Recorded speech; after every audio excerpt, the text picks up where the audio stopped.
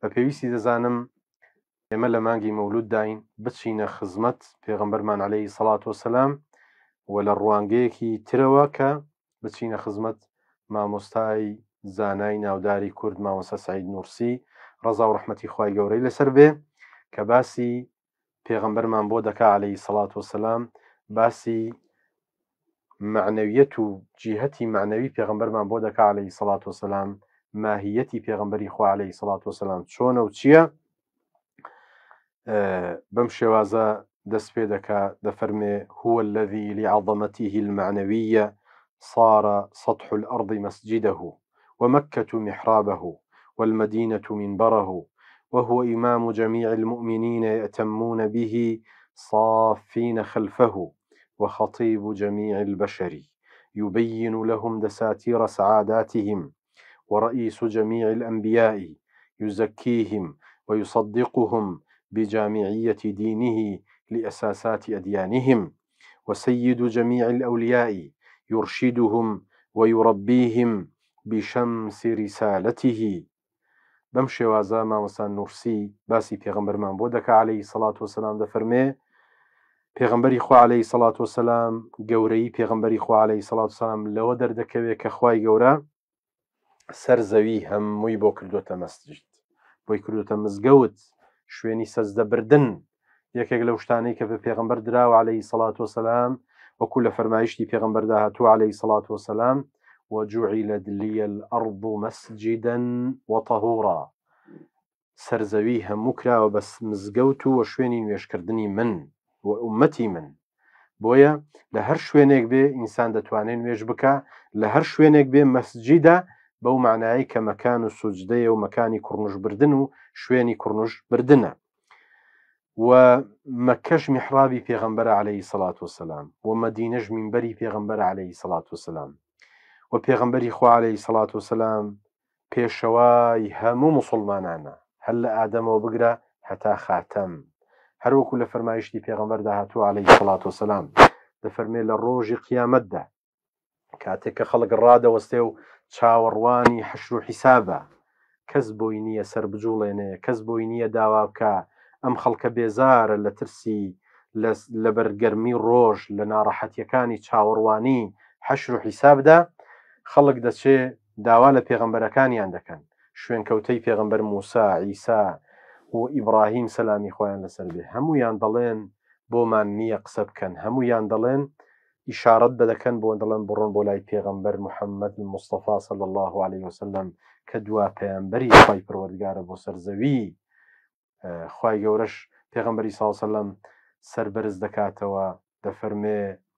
خوای پەروەردگار پێی دەفەرمێ ئیشفع تشفع چ داوا دەکەی من شەفاعە چ داوا دەکەی من پێت دەبەخشم خازینی واتە بەڕێوبەری کاروباری حەشر و حیساب لەوێدا دەفەرمێ بیکە ئومیرتو ئەن لا ئوفتەح لئەحەد قەبلەکە خازینی بەهەشت پێی دەڵێ ئەی محەممەد عەلەیهی سەڵات وەسەلام فەرمانم پێکراوە کە بەس بۆ تۆ یەکەم کەس دەرگای بەهشت بکەمەوە یەکەم کەس پێغەمبەری خوا عەلەیهی سەڵات وەسەلام دەچێتە بەهشتەوە مەقامی ئەو پێغەمبەرە صلی الله عليه وسلم زۆر گەورەیە و وتاربێژی هەموو مرۆڤایەتیە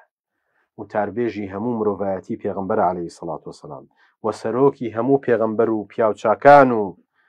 و ساڵحان و شوهەدای ئەم سەرزەمینەیە لە ئادەمەوە بگرە تاکو خاتەم و وەک چۆن دەڵێ چرایەکی داگیرساوە بۆ ڕۆشنکردنەوەی سەرزەوی و بۆ ڕۆشنکردنەوەی دوا ڕۆژیش بە هەمان کاتدا چونکە زۆر فەرمایشتمان هەیە بڕێزانم پێغەمبەری خوا عەلەیهی سەڵات وەسەلام یەکەم کەسە دەچێتە بەهشت یەکەم کەسە شەفاعەت دەکا یەکەم کەسە داوا لە خوای گەورە دەکا بۆ ئەوەی حەشر و حیساب لەگەڵ ئەو خەڵکەدا بکە ئەوە هەمووی فەرمایشتی صحیحی پێغەمبەری خوای لەسەرە صلی الله عليه وسلم و لایەنی معنەوی پێغەمبەری خوا عەلەیهی سەڵات وەسەلام زۆر گەورەیە و زۆر جێگەی بایەخیشە بۆ ئێمەی موسڵمان لە هەمان کاتدا پێغەمبەرێک عەلەیهی سەڵات وەسەلام دوا پێغەمبەرە سەڵات و سەلامی خوای گەورەی لەسەر بێ بەڵام پێشەوای هەموو پێغەمبەرانی خوایە سەلامی خوایان لەسەر بێ و گەورەی هەمووانە و شەفاعەتی پێغەمبەری خوا عەلەیهی سەڵات وەسەلام ڕەد نابێتەوە و گیرایە و قبوڵە لە خزمەت خوای گەورەدا سبحانه وتعالى. بۆیە بەڕێزانم مەقامی پێغەمبەری خوا عەلەیهی سەڵات وسەلام بریتیە لەو مەقامەی کە خوای پەروەردگار پێی بەخشیوە وەڕەفەعنا لەکە ذیکڕەک ئەی محەممەد عەلەیهی سەڵات وسەلام ناوی تۆ یادی تۆ مەقامی تۆ پلە و شایستەیی تۆش کۆمەندی تۆمان بەرز کردوتەوە. کەسێک خوا بەرزی بکاتەوە بەخوا هەموو دنیا بە دوای داوێ بۆ ئەوەی کە لە کەداری بکەن ناتوانن. بۆیە دڵتان خۆش بێ بێئومێد مەبن و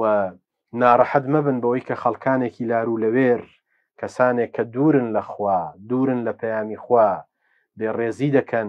و هەڵوێستێک دەنوێنن کە شایستەی مەقامی پێغەمبەری خوانی عەلەیهی سەڵات وسەلام دڵنیابین لەوەی کە ئینە شانیئەکە هوە الأبتر. کەسێک کە دژایەتی تۆ دەکا ئەو کەسە سەرکەوتوو نابێ لە ژیاندا، کەسێکی نەزۆکە هەوڵەکان و کارەکانی بەرەکەتیان تێدا نییە بە درێژایی مێژوو و لە ئێستادا و لە داهاتووشدا. نمونە هەیە ئەوانەی کە دژایەتی پێغەمبەریان کرد عەلەیهی سەڵات وسەلام هەر لە سەردەمی بیعثەت و نێردرانی پێغەمبەری خوا عەلەیهی سەڵات وسەلام و لە هەموو سەردەمەکانی دواتر و لە سەردەمی ئێستاشماندا و لە سەردەمی دوای ئێمەشدا لەوانەیە ئێمە نەمێنین بەڵام دڵنیابن وەڕەفەعنا لەکە ذیکڕەک ماهیەت و